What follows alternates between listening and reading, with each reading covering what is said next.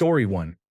When you start censoring yourself, you hold back emotions or excitement because you know others will dismiss them. Story 2. Not paying attention to your significant other when you were supposed to spend time together. Story 3. Ignoring your significant other when they ask for help or try to tell you that they are unhappy and explain why. Story 4. Not helping out ever. If you tell someone that something bothers you or that you need help and they ignore you and repeat the behavior, they do not really love you. Story 5. Taking each other for granted creeps into many relationships, so it must be noticed and corrected before partners become strangers. Little things like not thanking someone for picking up groceries or making supper are examples. Story 6. When you get hurt and they do not ask what happened or whether you are okay or show any concern for the pain you are in, they just act inconvenienced at best. Story 7. A lack of interest in their lives and mean humor at their expense. Story 8. Someone who loves you will care deeply about how they make you feel. Story 9. It is a big sign when they stop asking you questions. Not just, how was your day, but real, curious questions about your thoughts, opinions, or feelings. When that genuine curiosity about who you are as a person fades, it is a warning. Story 10. My ex-boyfriend used to go to the coffee shop and only bring back items for himself, never asking if I wanted anything. Story 11. Ignoring each other's needs and overloading your partner with responsibilities due to neglect. Not making an effort to connect, even when tired. Not actively planning with your partner, instead letting them choose and manage everything. Story 12. Failing to greet each other meaningfully when one partner arrives home, or to say goodbye when one partner leaves. Story 13. No concern for your feelings or pain. They are insensitive. You spend time together, but you are not really connecting. They act differently around their friends than they do with you. They make no effort to look good for you or to show affection. They avoid intimacy and sexual relations. Story 14. Reminder. Just because your partner did one of these things once or twice does not mean they hate you. If it is a pattern of behavior, you should probably talk to them, but things happen. Story 15. I was on a roller coaster facing a couple. The man reached out his hand to the woman and her immediate response was to brush him off. She looked at his hand as if asking what he expected. He reached out again. You could see that she did not want to hold his hand, but she eventually squeezed it and let go. It was subtle but clearly showed she was not into him. I felt relieved to be single in that moment. Story 16. Don't stare at your phone when your partner is talking about something important to them. Put the phone down for 2 seconds and listen attentively. The person in the room needs to know you care. Phone calls and notifications can wait unless it's an emergency. Story 17. Posting how much they love each other on social media. Story 18. I think for me it was the quiet side to himself when he'd come across something I did that he didn't like putting an item in the wrong place in the fridge or not cleaning properly. It was the subtle frustration that wasn't directly aimed at me. Story 19. Not helping out. Being dismissive of anything you like. Story 20.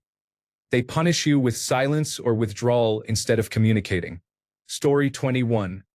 Not meeting your partner where they are. People have different strengths and weaknesses. Part of loving your partner is accepting and working with theirs. No, this does not mean accepting weaponized incompetence or boundary violations. Story 22. That is hard to say. Each relationship is different, but one clear sign is a change in behavior without explanation. That is a reason to talk at the time, not to end the relationship. It can be hard to be open or to avoid being beholden to expectations you are not used to or built for. For example, an autistic partner may not understand what is being requested or expected. Story 23. Belittling is especially harmful when done in front of others. Most people recognize overt hostility, for example, responding to a partner's award with, "Well, it's about time." But dismissive behavior may be less obvious.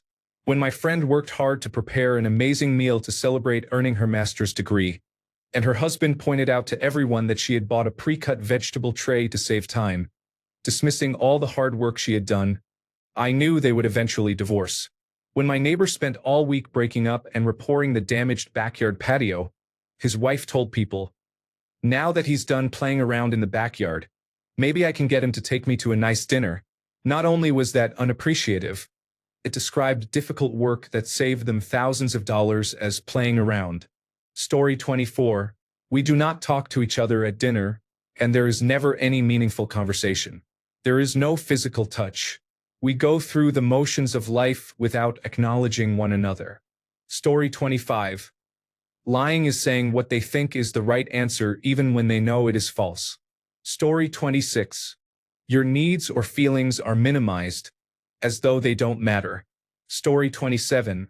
You are always the one making plans and usually the one traveling to see them. They do not check on you when you are sick or struggling mentally. Story 28. They don't seem to want to understand you anymore. They only want to be right. Story 29. You start noticing it in the small things.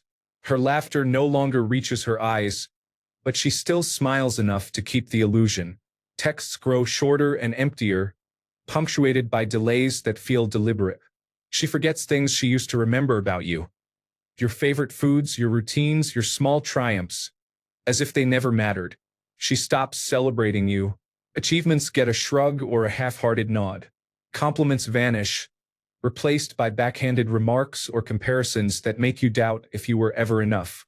Her tone cools, clipped and mechanical, leaving a chill in moments that once felt safe. She sets tiny tests without admitting they are tests, watching to see if you break under imagined pressure. She criticizes choices that never needed criticism and mocks your insecurities while ignoring her own. Conversations become like walking on glass, every word weighed, every emotion examined. Intimacy pulls away. Affection turns transactional or performative, given when it serves her needs. Touch dwindles. Eyes avoid yours, hands brush reluctantly, as if closeness is a chore. She disappears emotionally during your most vulnerable moments, leaving you alone with your longing. You live with constant anxiety around her moods. Her silence feels louder than her words, her absence heavier than her presence. You second-guess yourself, wondering if you imagine the coldness, the veiled disdain, the subtle undermining. Even when she is present, she is not really there. Her attention is fragmented and distracted. She remembers every slight and every mistake, while dismissing your kindness and patience. Guilt trips are dressed up as concern or feedback, making you feel small and apologetic for being human. You live as if one misstep will bring judgment or dismissal, and anxiety becomes the new normal. Even her smiles feel like performances, social masks for others, while you confront the emptiness behind them. Her interest in you becomes conditional and mercurial, tied to how well you serve her present whims. Your joy feels lighter around her and your hope heavier, as if love has been diluted by a constant calculation that never lets you rest. Then the discard arrives and the truth is undeniable. Exes she claimed to despise reappear on her friends list, each name a quiet accusation. They wait for the leftovers. The just a friend guy you worry about starts liking posts that feel meant for you. Her face brightens when a message arrives, and her attention drifts away without apology. The spark you once begged for still exists, but now it flows to someone else. When you call her on it, her eyes harden and her tone sharpens. You are recast as the villain who cannot understand. The fairy tale collapses. Every promise and shared memory becomes a weight that drags you into the wreckage, leaving only shambles and the memory of what you thought love was. Story 30. Being on and off for nearly 7 years, she did not even know my birth date.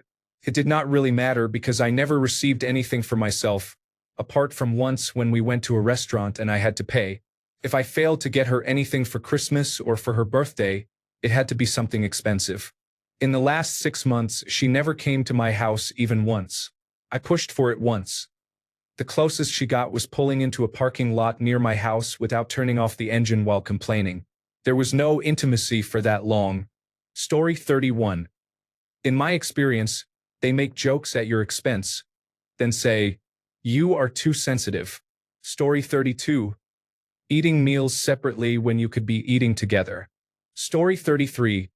I would say zero physical touch, a partner being rejected when seeking physical contact, and no intentional interactions such as flirting, asking how their day went, or a kiss before leaving the house are signs of trouble. If this happens because of extra stress or a mental or physical health issue, that is different. But if it becomes the norm, I would say the love or attraction is gone. Story 34. Using any condition such as autism spectrum disorder or attention deficit hyperactivity disorder as an excuse for bad behavior, as a reason to pick a fight, or to be unnecessarily mean is wrong. You may be diagnosed with such conditions, but ultimately your actions are always your choice. I have autism spectrum disorder and I would never use it as an excuse for being rude. Story 35. A lack of curiosity.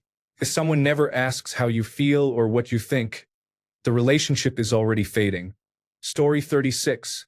Disregarding their feelings and boundaries regarding matters they care about. Story 37. When someone consistently prioritizes convenience over consideration. Story 38. Making unilateral decisions that affect both people and their family unit. Story 39. My brother's wife told him that, as a married man, he is not allowed to have hobbies that require talking to other people. Specifically, she banned Dungeons and Dragons because she thinks he might talk to a woman while playing. Story 40. When they hurt your feelings and tell you to get over it, and when you bring up what hurt you, they respond that you are scolding them or that all you do is pick fights. Story 41. A lack of concern for your day or what you have been up to. For example, you ask your significant other about their day and listen attentively, but they do not make the effort to ask you anything in return, letting the conversation fizzle out. Story 42. Showing contempt toward a partner, such as eye-rolling, sarcasm, looks of disgust, deep sighs, turning away from touch, ignoring or being unresponsive, and minimizing indicates the relationship is already over. Story 43. When they stop looking at you while you laugh, you glance at them, hoping they will laugh too. Story 44. When they eat the last fry and say, "I thought you were done."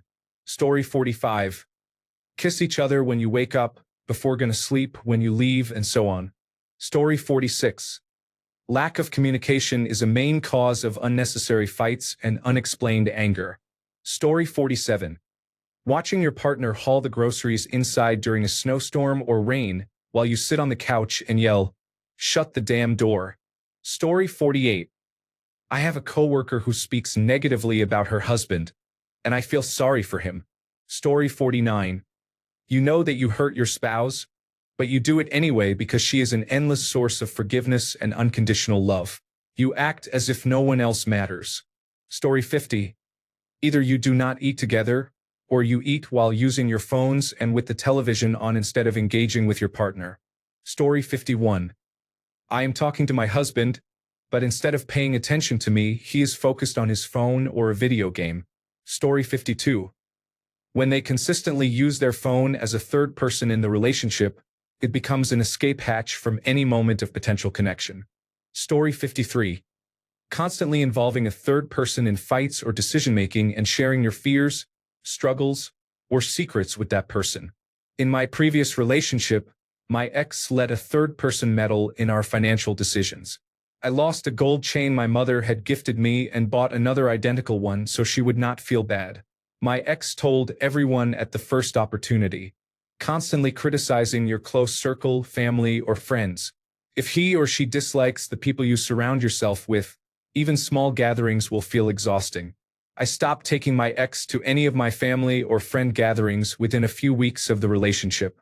Ditching you at your worst. For one college course, the book was not easily available. My classmate, who was my best friend at the time, asked if I could lend her the book 2 weeks before the exam and I agreed. A week before the exam, she was supposed to return it, but asked me to find another copy. I had to ask around if anyone could lend it for a few minutes so I could photocopy it. Story 54. They consistently pivot conversations back to themselves without validating your feelings. Story 55. I realized my brother's relationship was doomed one night when we were trying to watch a movie, and his phone went off every 2 minutes with messages from her. When I asked him to put his phone away because the noise was annoying me, he said, "She gets annoyed if I don't text back right away." Story 56. Not checking in during their day is not a casual "hey, thinking of you" text, but genuine curiosity about the meeting they dreaded. It is the small silence that says your world ends where mine starts. I once dated someone who only replied to memes. It turned out they were just killing time until something better. Real love is quietly asking how it went.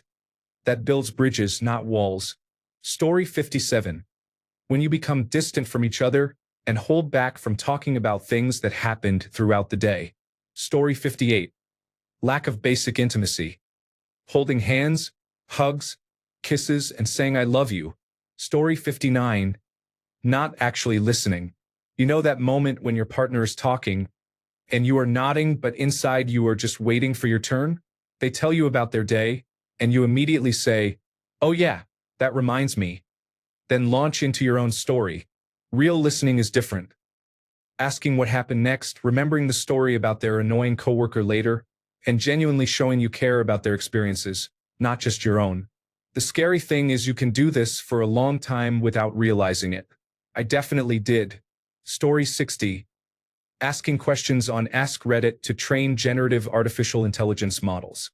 Story 61. Installing frequency weapons in someone's home and business and using them to attack the person to force subservience.